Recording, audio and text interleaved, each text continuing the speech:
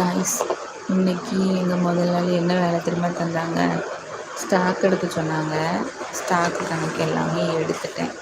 சரிங்களா, எல்லா ஸ்டாக் கணக்கு எடுத்துட்டேன். எப்போவுமே நோட்டில் என்ட்ரி போட்டு வைப்பாங்க.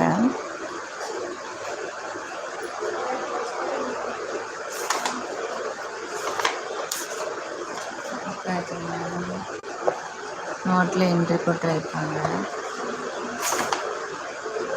இன்றைக்கி என்ன அப்படின்னு பார்த்தீங்கன்னா, இன்றைக்கி ஒரு ஷீட்டில் சிஸ்டத்தில் என்ட்ரி போட சொல்லிட்டாங்க. சரியா, அது எதுக்கு அப்படின்னு பார்த்தீங்கன்னா,